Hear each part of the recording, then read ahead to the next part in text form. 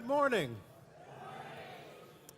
The first hymn that we're singing together today is My Life Flows On in Endless Song. Will you say it with me? My life flows on in endless song. That means the song goes on forever.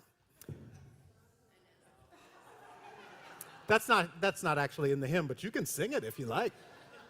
Okay? My life flows on in endless songs, and it goes like this. My life flows on in endless song, above earth's lamentation. If you know it, help me teach it. I hear the real, though far off hymn, that hears a new creation. Keep going. Through all the tumult and the strife, I hear the music ringing. It sounds an echo in my soul. How can I keep from singing? Good, good, good, good. Now, we'll sing another part. It goes like this. Sing, sing, sing, sing, sing, sing. Sing, sing, sing, sing, sing, sing, sing, sing, sing, sing. Good, good. I see some hands actually counting along with me. You're going to need that. You really will. Okay, so let's start with this side of the room. Will you be the sing, sing, sings? And will you sing the verse just as it is? Let's go back, Olu, to the, yes, exactly. Oh, you are already on it. Okay? So we'll start with the sing, sing, sings, okay? And if you think I mean you, I do. Okay, here we go. Sing, sing, sing, sing, sing, sing. Well, here we go. My life flows on in endless song, above earth's lamentation. I hear the real, though far off hymn, that hears a new creation. Through all the tumult and the strife, I hear the music ringing. It sounds an echo in my soul. How can I keep from singing? How fun was that? Yes. Okay. All right. For verse 2, we switch places, okay? Not places. We switch parts, all right? So you take sing, sing. Okay, let's go on to the next. Yeah, they'll want those words. Here we go. Ready? Sing, sing, sing, sing, sing. Sing, sing, sing, sing. What though the tempest round me roars, I know the truth it liveth. What though the darkness round me close, songs in the night it giveth. No storm can shake my inmost calm, while to that rock I'm clinging. Since love prevails in heaven and earth, how can I keep from singing? Excellent, excellent. And now for this very final verse, oh yes, we applauded them. Let's applaud them. Good, good. For this last verse, pick your favorite. If you really love the sing, sing, sings, choose that one. If you really love the tune, sing that one. Now, don't anybody leave me alone on the sing, sing, sings. Okay? If you love half of the sing, sing, sings and half of the verses, you can do that too. Just switch them up. Okay, here we go. We'll have everything covered. For the third verse, ready? No? Just like, ready?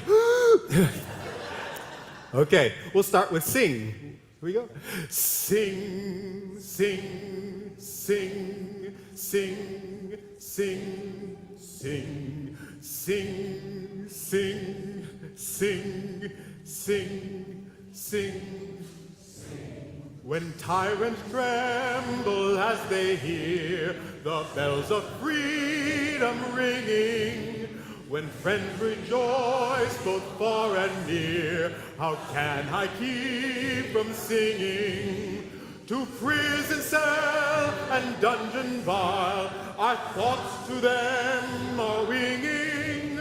When friends by shame are undefiled, how can I keep from singing? Sing, sing, sing, sing, sing, sing, sing, sing, sing, sing, sing, sing, sing. Good morning.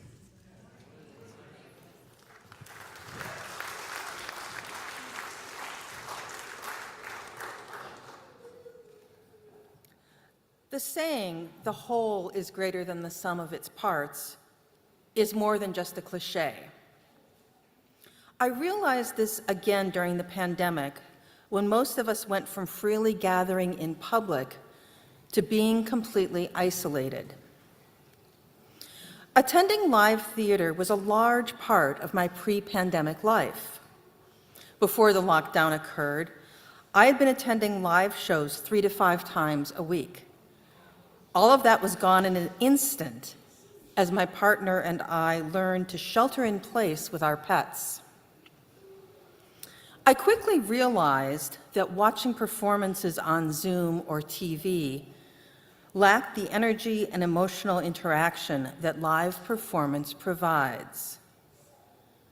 The feeling of sharing space with others during the same event, though through our individual lens and life experience, had vanished. I had a lot of time to think about this drastic change during the lockdown, and I realized that attending performances was not just about entertainment and seeing my friends. Sharing space with others while enjoying and reacting to something together, while exchanging energy and attention with those on stage, was so important. The loss was devastating, and I'm not even including the financial hardships my friends and community faced. As I've been able to return to my theater-going ways, I no longer take these experiences for granted.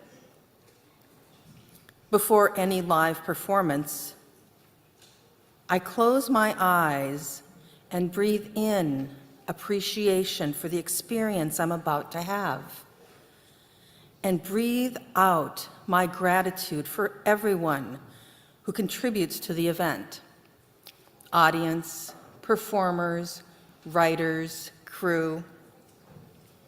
My gratitude extends to our worship community as well.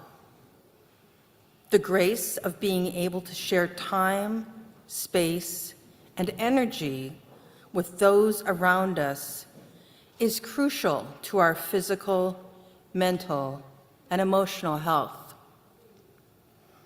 As we come together today, let's take a moment to feel gratitude as we share space and time in community. Welcome newcomers, visitors, and guests to First Universalist Church. Your presence here is a gift to this gathering. We are so glad you're here. Welcome longtime members, new members, and friends.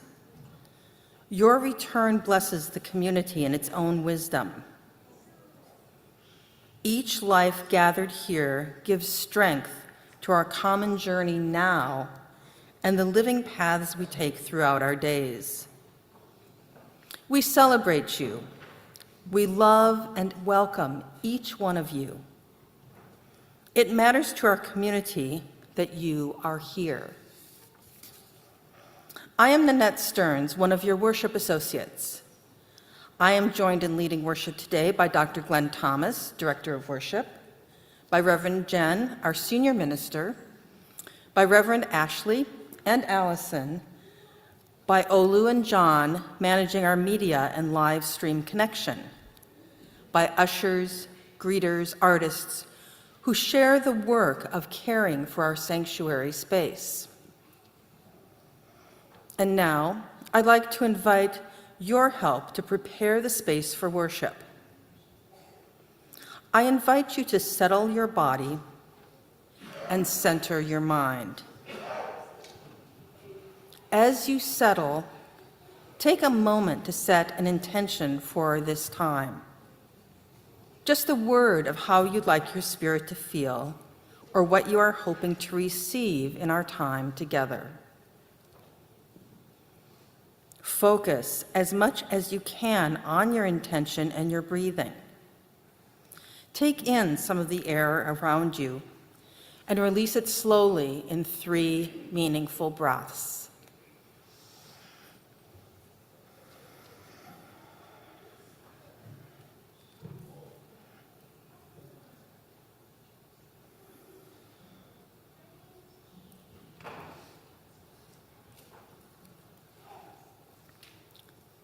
Breathing together, may we give, receive, and grow with grace, now and always, as we have gathered for worship. We light a flame now, kept in a chalice. This symbol connects our gathering with Unitarian Universalists across the span of time and all over the planet. Reverend Jen will light the flame now, and I invite you to speak the words of our covenant and let our gathered voice be heard. Together, let us say, love is the spirit of this church, and service is this law. This is our great covenant, to dwell together in peace, to seek the truth in love, and to help one another.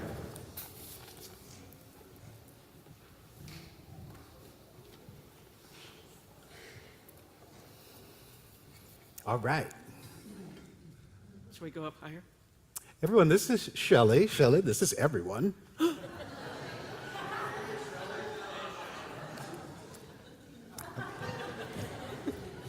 I'm Shelley Desley. My pronouns are any you care to use. And I am excited to teach to you this morning. Some of you may have learned it this summer, Lone Wolf. So this is the song we're going to sing. And when I think of this song, it was a gift song given at a singing retreat that I attended last March with my wife. And Lone Wolf, we live in a nation where, I can do it myself, Mom, becomes I have to do it myself, becomes if I don't do it, nobody will. And this song is to say, this is not how it works. So let's do this physical and vocal prayer together and commitment to not being lone wolves. So if you would rise, that would be great. All right. As you can, of course. And we're gonna teach the song and the words. Thankfully, the words are up there, so you don't have to memorize that part too. Mm-hmm. And then we will add our rhythm. So let's start with the song. Me first, then you. I'm not a lone wolf, and I never was. I'm not a lone wolf, and I never was. Everything I achieve it because. Everything I achieve it because. I am standing on the shoulders. I am standing on the shoulders of an infinite many, seen and unseen. One more time. Yes. Of an infinite many, seen and unseen. Oh, you guys are really good. All right. Let's put all that together. I'm not a lone wolf, and I never was. Everything I've achieved it because. I am standing on the shoulders of an infinite many, seen and unseen. Feeling good? Yeah, all right, let's learn the second verse. That's a workout. Yeah. Here we go again. Starts just like the earlier one. You can do this first line with me. I'm not a lone wolf, and I never was. New words, same tune. Everything I can do it because. New sound. I am riding on a tidal wave. Again. I am riding on a tidal wave. And this is my favorite part. Of universal longing. Of universal longing. Can you feel the longing in that note? I just heard the tidal wave for the first time. Did you? Yeah. Oh. Yes, it does, doesn't it? So this verse all together.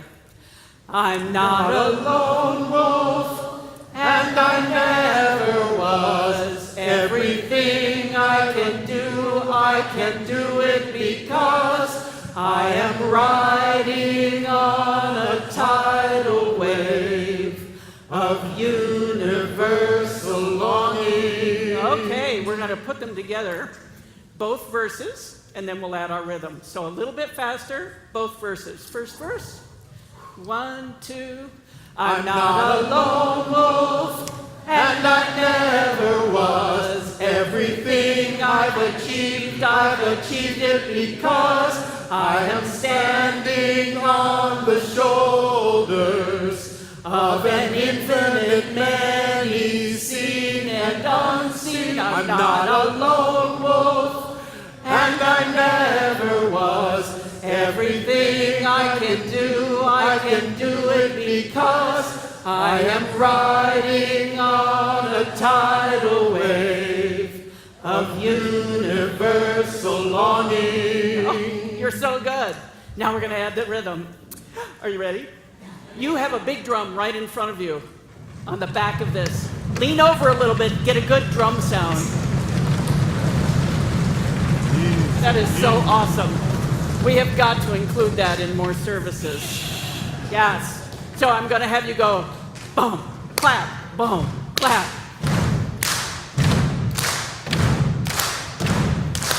My. Ready? Here we go. I'm not a lone wolf, and I never was.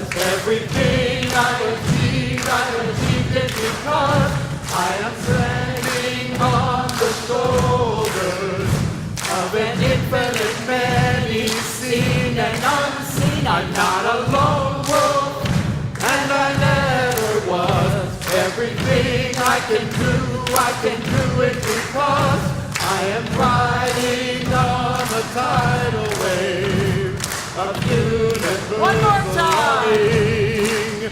I'm not a lone wolf, and I never was. Everything I achieved it because I am standing on the shoulders of an infinite many, seen and unseen. I'm not a lone wolf, and I never was. Everything I can do it because I am riding on a tidal wave of universal longing.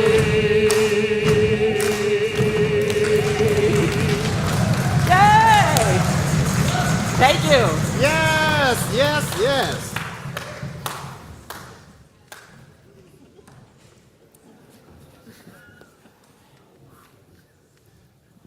Woohoo! Woohoo! Good morning. I'm Allison Conley-Vetter. I'm the interim director of Children, Youth, and Families here at First U. I use she and her pronouns, and I'm so excited to be here today, continuing a conversation we started last week about an animal. It's an insect. It's black. It has a lot of legs. What is it? A spider. Yeah, sorry? Okay, it might not be an insect. They're So we're arachnids. so continuing this story about a spider. And something we learned last week is how some spiders drink water. Who remembers how spiders drink water? Yeah, how do spiders drink water? Yeah, the water lands on their webs, and then what? Then they suck it up. They pull it in, okay? So we're gonna, I can't totally picture how that works. So the water lands on the web. Has anyone seen any water lately that might have landed on some webs? Yeah, maybe some water last night. We picture it landing on webs all over the cities, everywhere this rain fell. And the spiders are gonna pull it in to get the nourishment and sustenance they need. But I can't totally picture it. So I need a couple volunteers to help me figure out what this is gonna look like. And I've got a spider volunteer. We connected. You wanna come on up and be my volunteer? Spider number 1. Yeah, I need one more. Okay, great, 2 volunteers. Come on up, come on up. If you are up in the loft and you want to be volunteers for the next part of the story, come on down now, okay? I invite my youth and my kids. We're going to need a lot of volunteers. All right, would you like to be to hold the spider or to draw in the water? Okay, you're over here. So what are we going to do? So there's water droplets. We've got a spider. What's the spider going to do with the water droplets? Pull them in. So I need some water. Wait. I need some water droplets to stand up around the sanctuary. Where's my water droplets? Stand up. Stand. You can stand in the back. You can move through. Yes, water droplets. Yes. Some kids and youth, my water droplets. Stand up. Show me where you are. Show me where my water droplets are. Can I get some of my kids and youth to stand up? Yes, adults too. Yes, stand on up. Stand on up. Got some water droplets, and what are you going to do? You're going to pull them in. Pull them in, pull them in, come on up, we're pulling you in, we're pulling you in, come on up, my water droplets in the back, my youth, my kids, we're pulling you in, nice job, pulling you in, come on up, we're pulling you in, my water droplets for my spider, yes, come on up. Okay, now my spiders, how do you feel? You have all these water droplets, how do you feel now? Yes, are you satiated? You've had some water? You're full up. How are you feeling? Are you still thirsty, or you got all your water? You got all your water, but now we have all of these other water droplets. Poof, you're also spiders. And you are thirsty, so we're going to need some more water droplets. We're going to need some more water droplets to come hydrate our spiders. Who can stand up, be a water droplet for me? Adults, kids, all ages. I see some water droplets, all right. And what are you going to do with these water droplets? You're going to pull them in. You're going to pull them in. Come on up. Come on up, my water droplets. We're pulling you in. Pulling you in. Pull them in. My water droplets. Outstanding. Outstanding job. And now our spiders up here. You want to be some water droplets? We can pull you on in. Keep pulling. Keep pulling. Pull them in. Pull them in. All these water droplets. All these water droplets, so many water droplets. All right, so now we have all of our water droplets. Our spiders are hydrated. Yes, come on up. Such hydrated spiders up here. Their thirst is quenched. They are satiated. But what did we realize once we pulled in water droplets? It made room on the edge for what? For more spiders or more water droplets, right? We pulled all of them in. There's still room on the edge. So we pulled in our first round. They came up, and then what happened? More water droplets popped up. We pulled more water droplets in, and now there's room for even more water droplets. And that's like what we do here at church. We're a community, we're a web, and we're always pulling in who? People on the edges, right? We're always pulling them in. So can my youth and kids and spider and water drops up here, why might someone feel like they're on the edges of our community, like they're not totally included? My youth back there, what do you think? What do you think? Why might somebody feel like they're on the edges of our community and they're not totally pulled in? Yeah, they might feel disrespected. Totally. Why else? Why else might someone feel like they're on the edges of our community? They're not totally pulled in.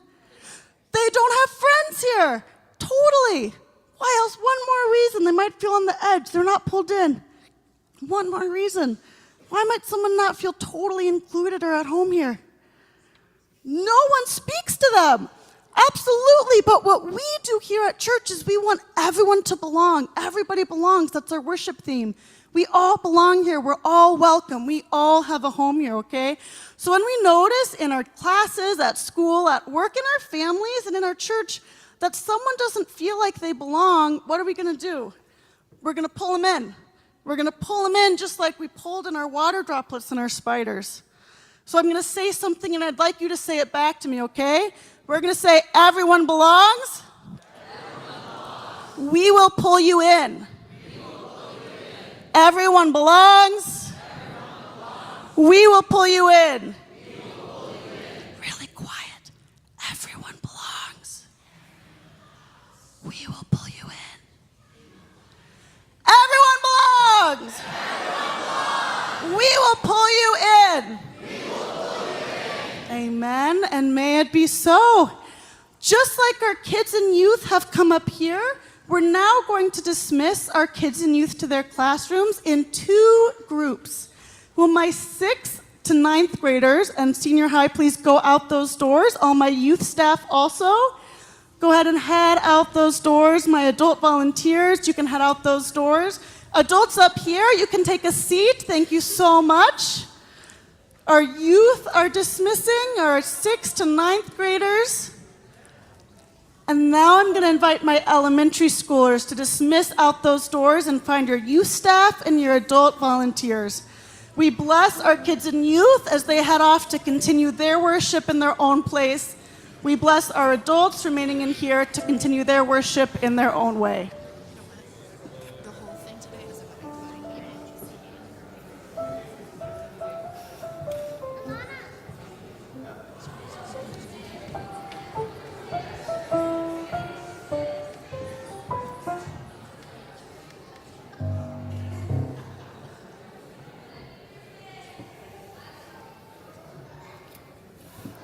It is so cool how many kids get up and go down to do RE and how many volunteers make that possible. I just think we should give them a little snaps. Say thank you and we're grateful. My name's Ashley. I use she, her pronouns. And I just realized that today I have been with you all for a year. Yay!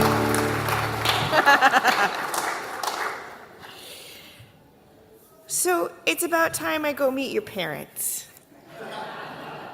No, but seriously, have you ever been friends with somebody for a little while or been dating them for a little while and then you go home with them and you meet their family and everything starts to make sense? Somebody pulls out a family album and you look at the pictures and you're like, oh my God, there's her eyes on another person. That's so weird. Or they're all arguing about what the weather's gonna be, but nobody takes the time to check the forecast. There's that family dynamic thing, or whatever your version of that might be in the family that you went to visit. So, beloveds, I just started taking a class on UU theologies, and it's like going home to meet your parents and your grandparents and your cousins and the people before them. I'm getting to know your theological grandparents' family arguments because we're still having them, it turns out. And your spiritual practice cousins, and they are so delightful. I just wanted to share some wisdom from one of those cousins now. Actually, from somebody intimately tied to this community via lineage of the Jen Crow, who was one of her teaching assistants, the Reverend Dr. Tandeka. Say it again. Tandeka. A UU theologian. I read this last week. So, I invite you to close your eyes or lower them.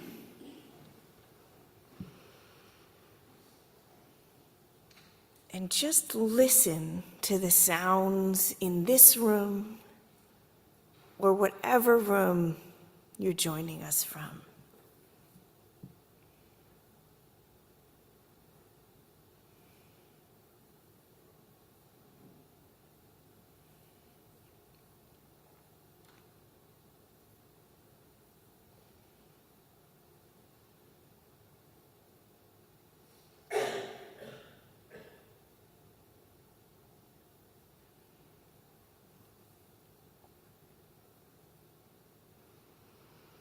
Now settle a little bit deeper into your body, into your pew, into whatever you are sitting on, from wherever you may be, in your home or in the future on YouTube. And listen to your own heart.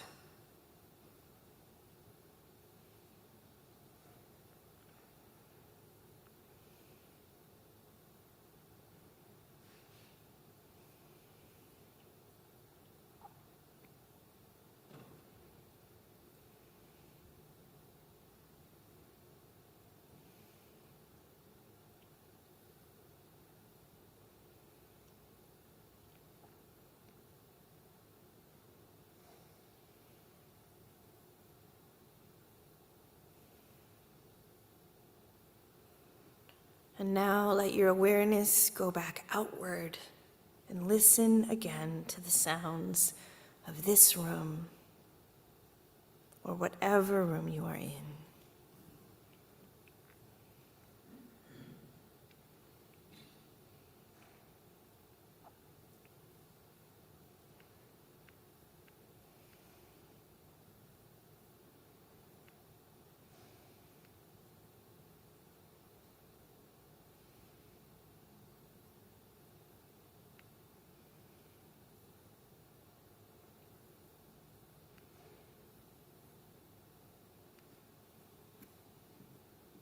Do you feel any different relationship to the sounds the second time around? Are you connected to them in a different way? Or is it all a bunch of woo?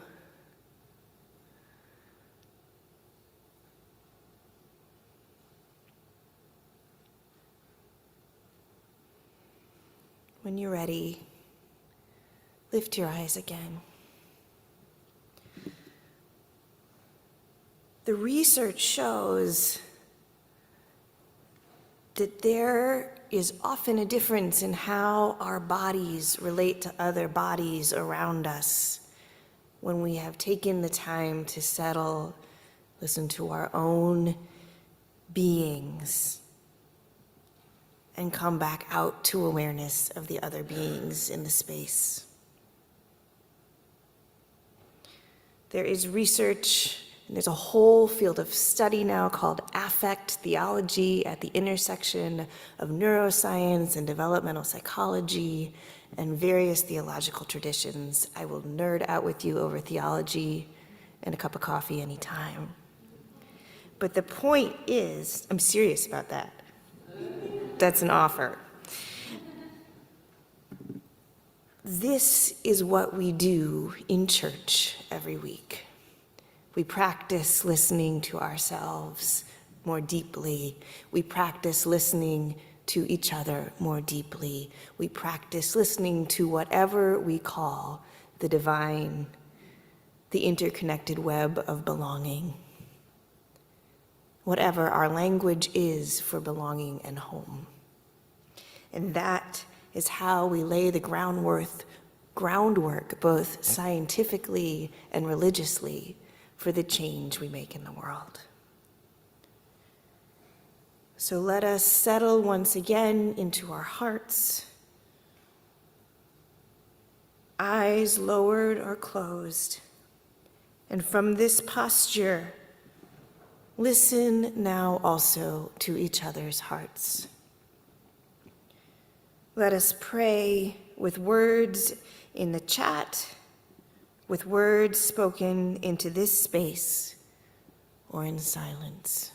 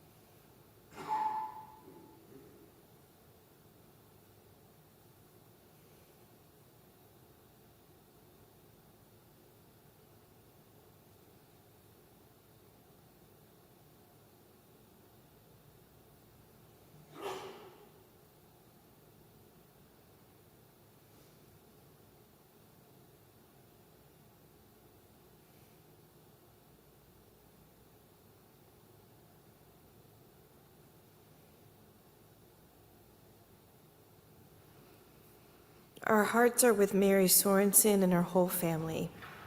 Mary's son, Christopher, suffered a stroke this week and died yesterday morning.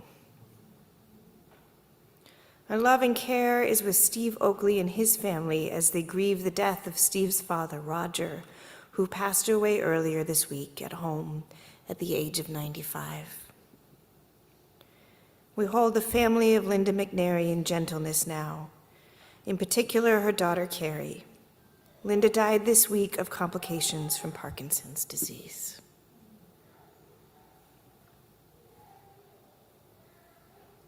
What do you long to have held in community in this collective care of our hearts?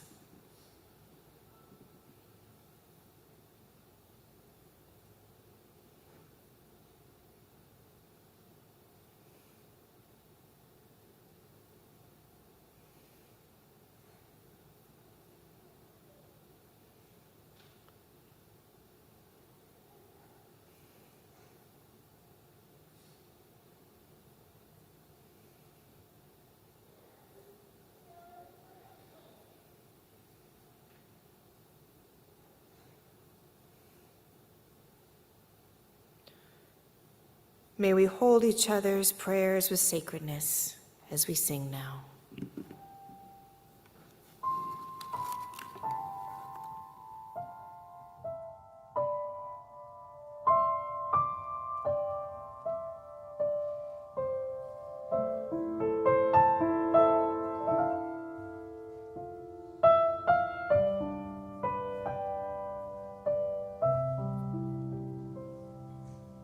Spirit of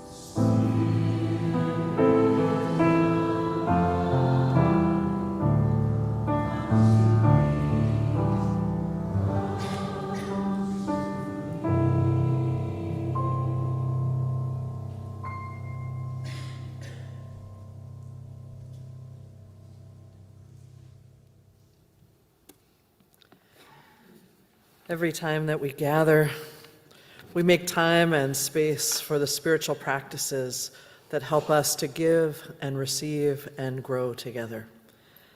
Today, we'll share in the spiritual practice of sharing our resources through an offering. Now, I introduce this offering knowing that love has the power to transform both the individual and society. And today's offering will go to Side with Love. Side with Love is the hub for all of our National Unitarian Universalist Association justice work. Through their 4 intersectional justice campaigns, UU the Vote, Create Climate Change, Love Resists, and Uplift Action for LGBTQIA gender and reproductive justice.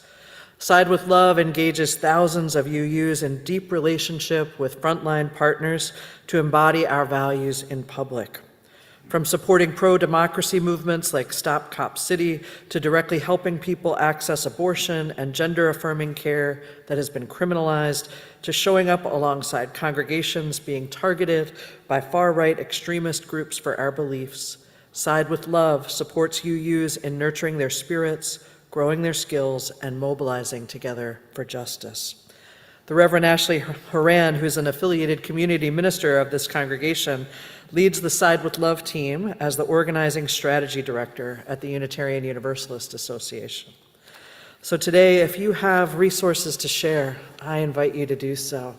And today, if you are in need of resources, I invite you to let us know, because together we can have all that we need and care for each other with generosity and abundance. Our offerings will be gratefully received.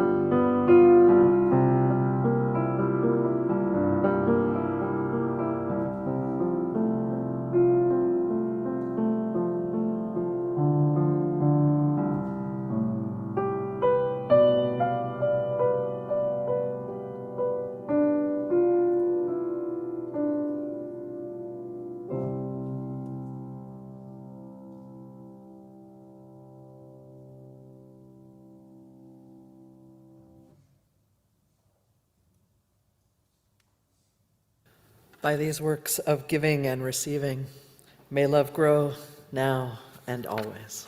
Amen.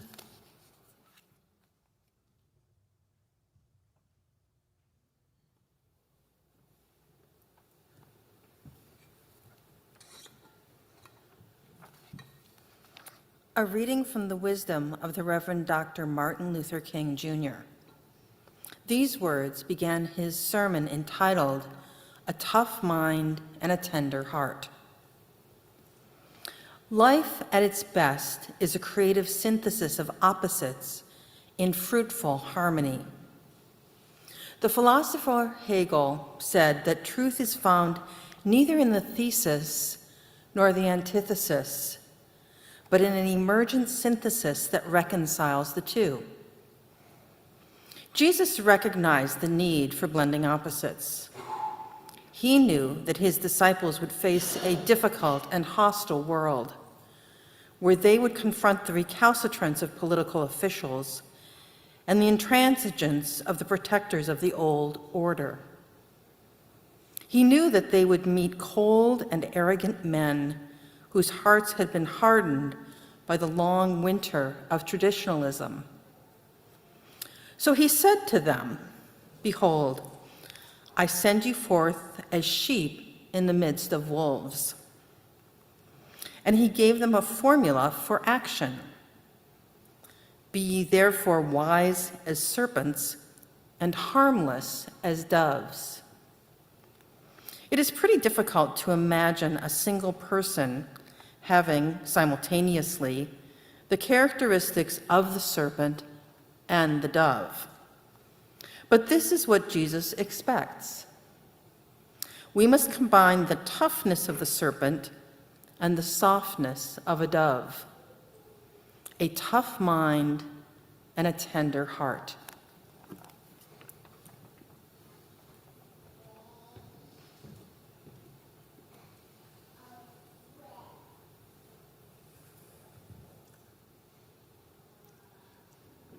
Melanie DeMore wrote a prayer that I learned with her in Portland, Oregon.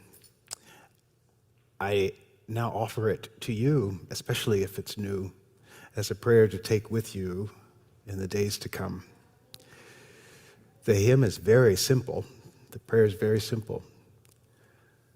I will be your standing stone.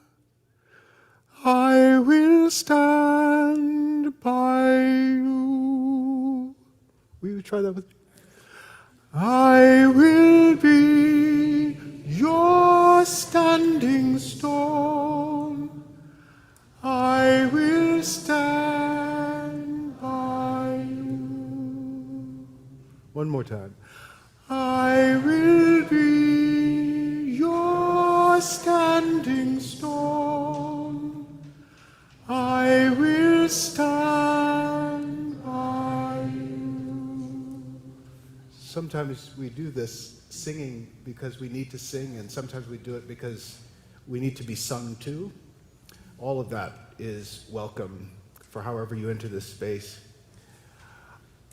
I'm going to sing along with you, and I'll add another part. And if that resonates with you for the day, I invite you to join me in that part. If it doesn't, stay where you were. That's fine. And we'll keep adding them until the prayer closes. I will be your standing stone.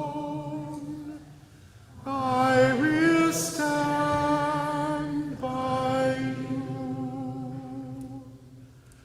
I will be your standing stone.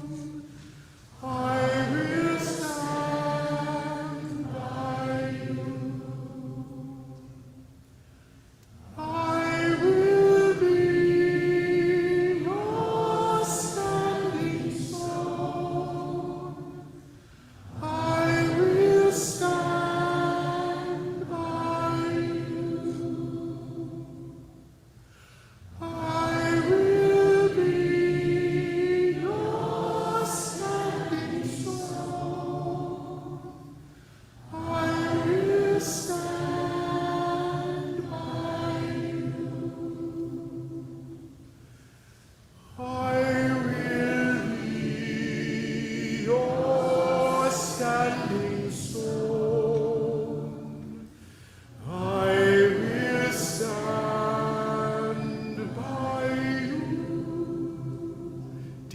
resonantly for the people who need to hear it. I will be your standing stone. I will stand by you. I will be your standing stone. I will stand by you.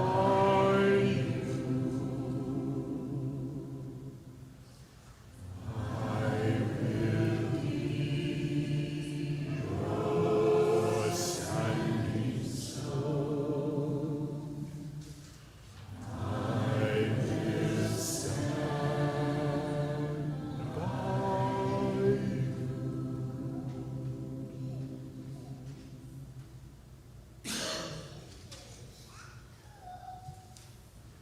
So may it be.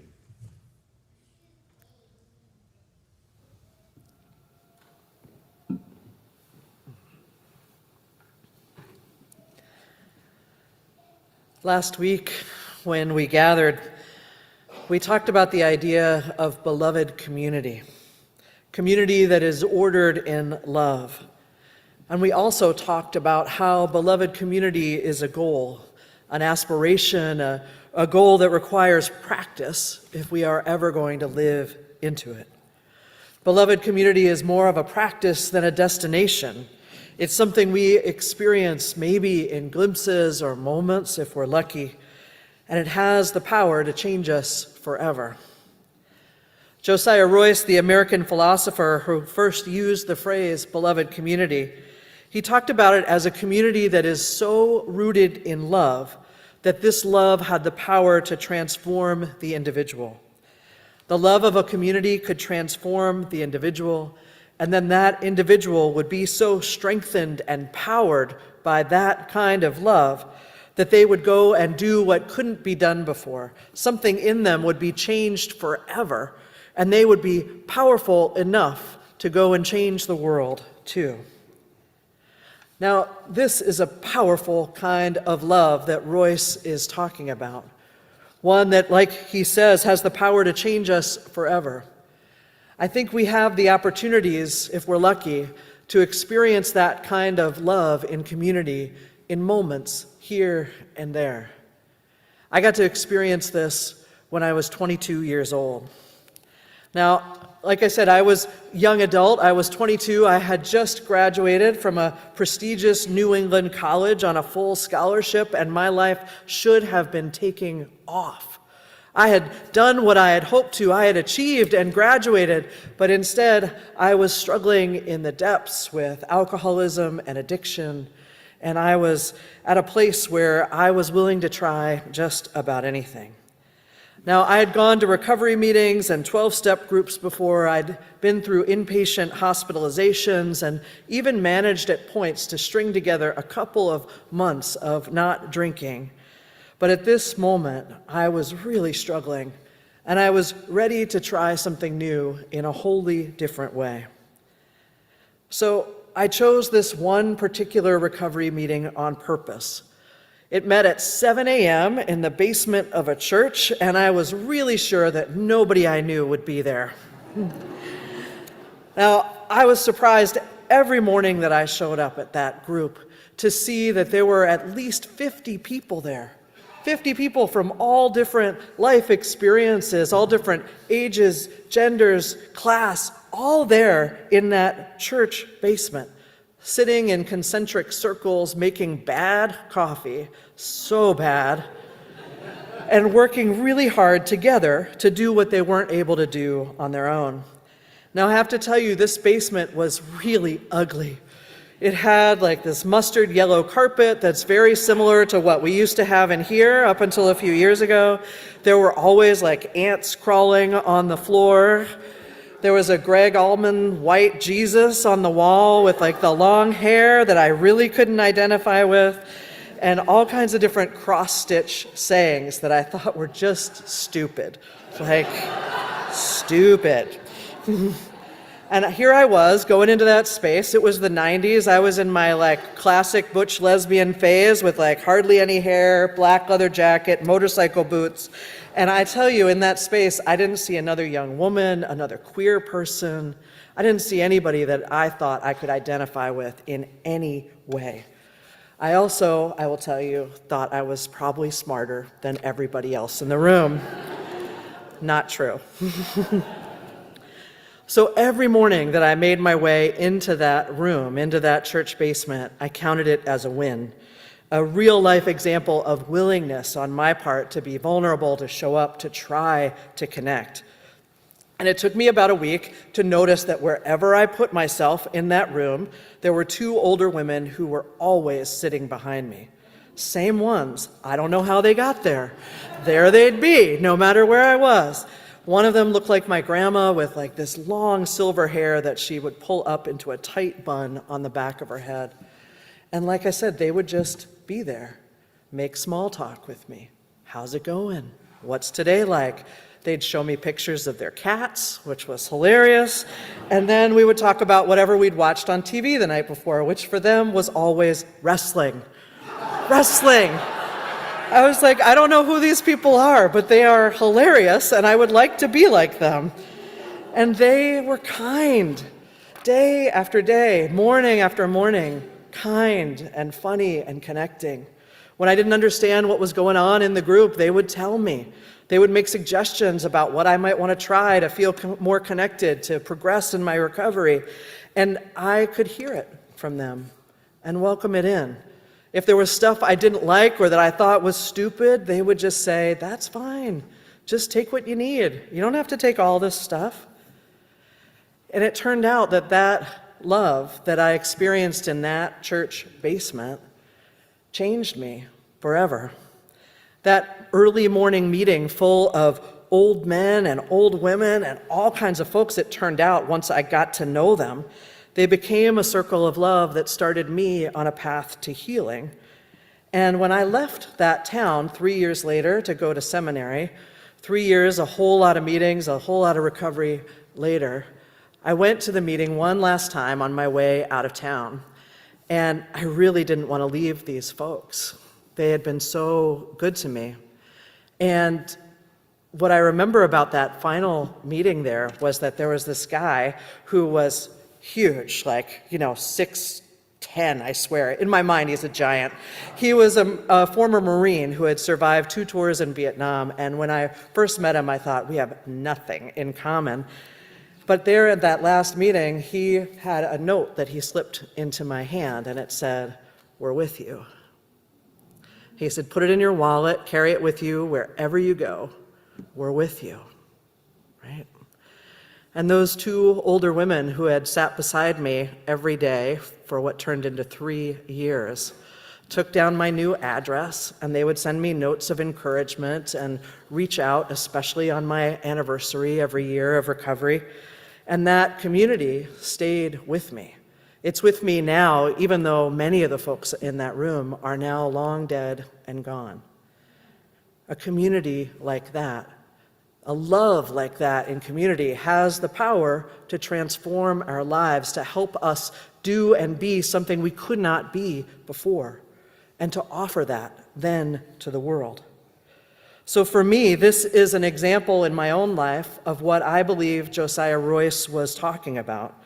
A community ordered in love, where the love present in the group has the power to change the individual, to build strength, to do what couldn't be done before. Now, I know not all of us have had that experience of beloved community in church basements or churches or recovery meetings or places where folks gather to talk about faith at all. Maybe you haven't experienced that kind of love in your family or in places where you had every right to expect it. So often, what we have to do is create what we haven't been given, or take the bits of what we have been given and grow it into something more, to create that experience of beloved community, not just for ourselves, but for each other too. We have to find and create those spaces that can change us. And I have to wonder where those places have been for you.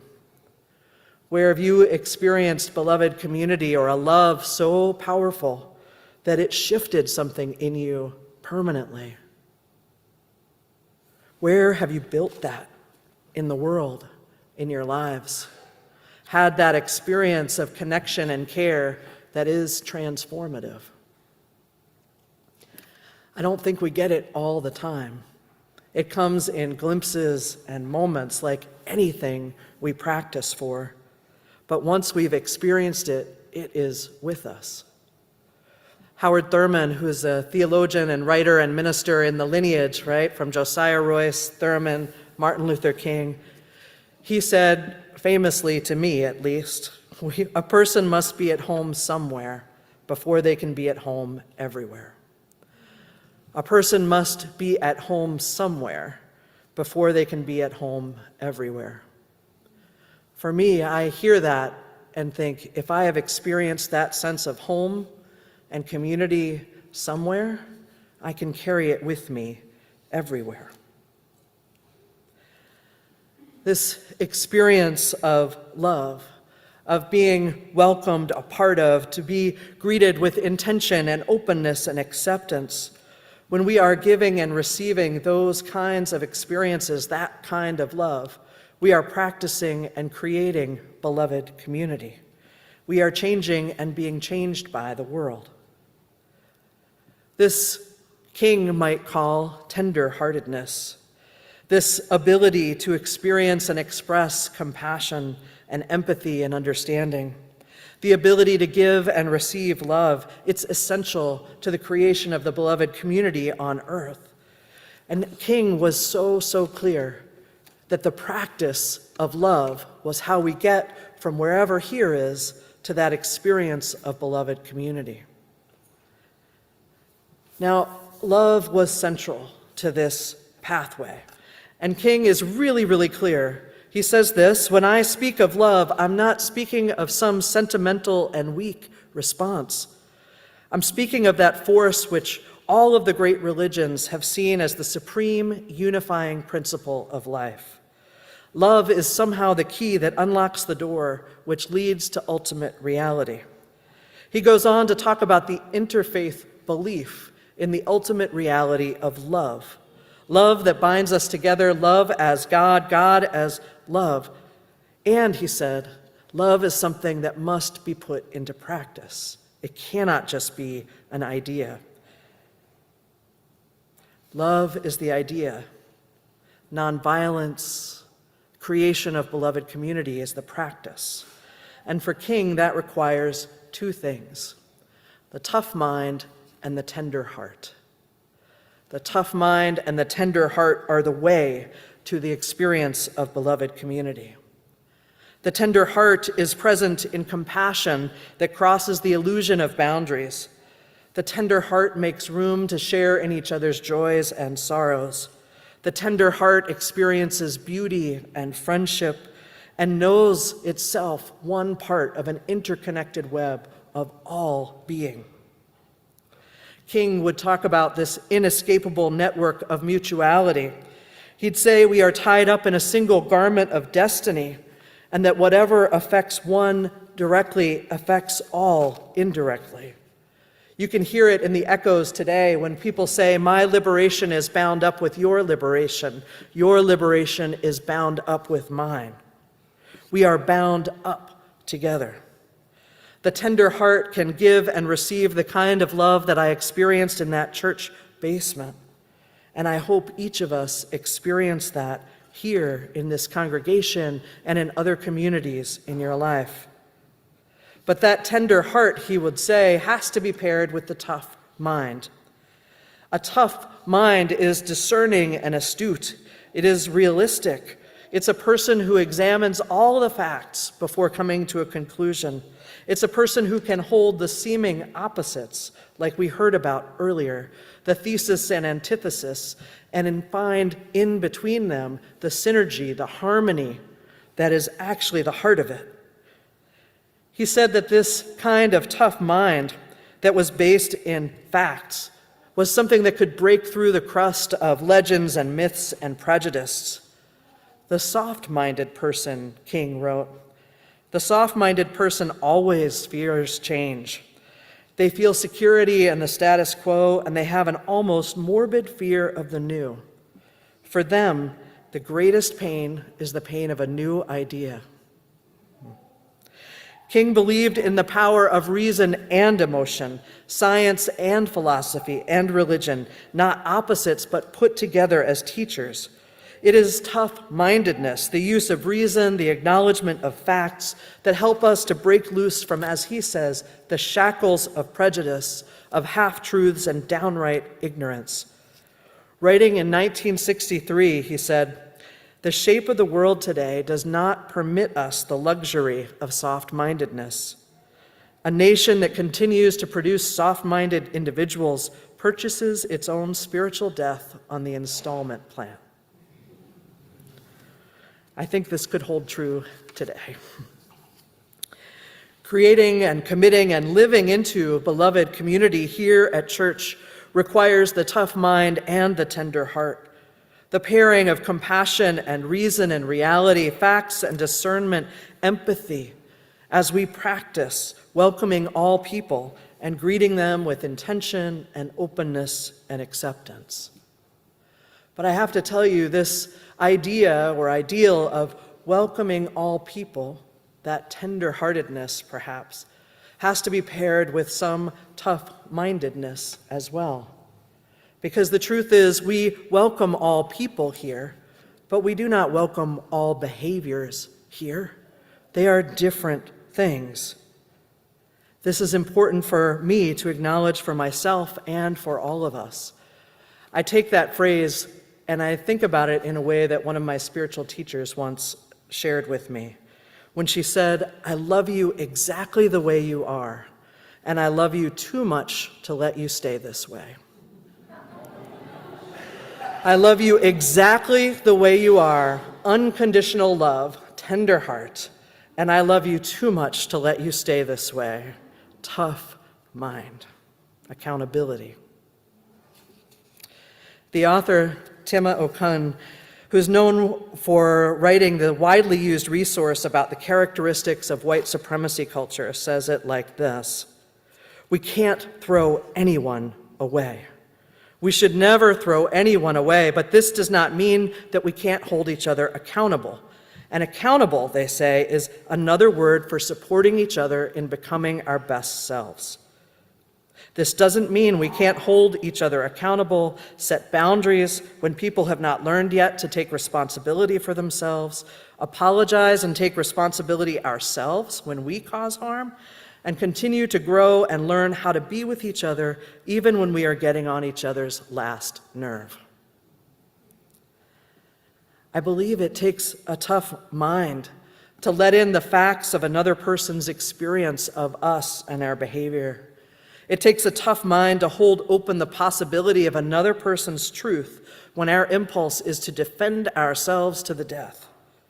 It takes a tough mind to look honestly and openly at our strengths and our flaws, at the ways we hurt ourselves and each other, and to take responsibility for that and to try again. Creating beloved community asks a whole lot of us.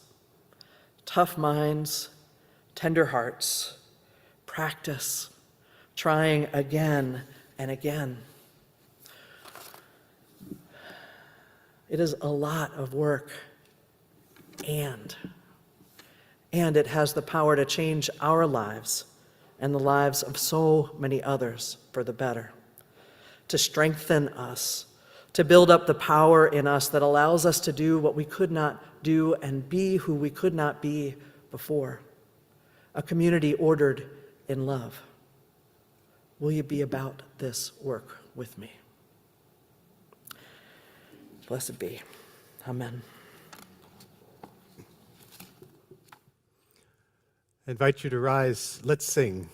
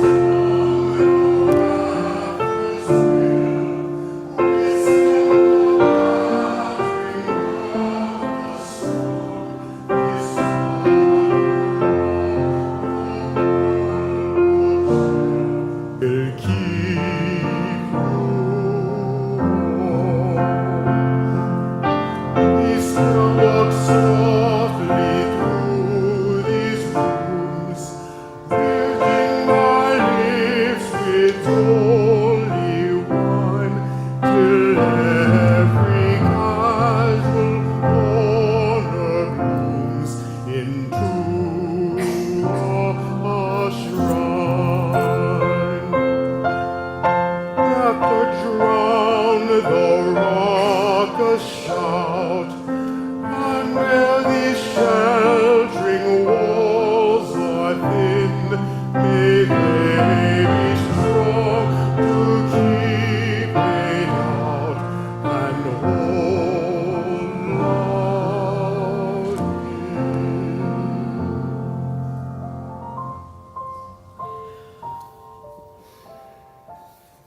May we be creators, givers, and receivers of that kind of love that can change lives.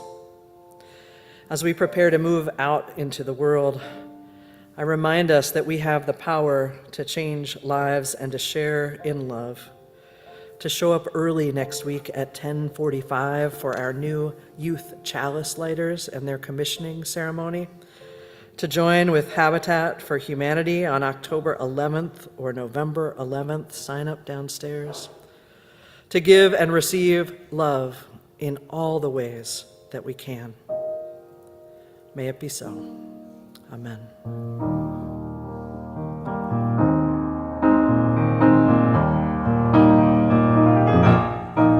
Where you go? Where you go, I will go, beloved. Where you go, I will go. Where you go, where you go, I will go, oh beloved. Where you go, I will go. And your people are my people. Your people are mine. Your people are my people. You're divine, my divine. One more time. Where you go? Where you go, I will go, beloved. Where you go, I will go. Where you go, where you go, I will go, beloved. Where you go, I will go. And your people are my people. Your people are mine. Your people are my people. You're divine, my divine. Go in peace, my friends. Amen.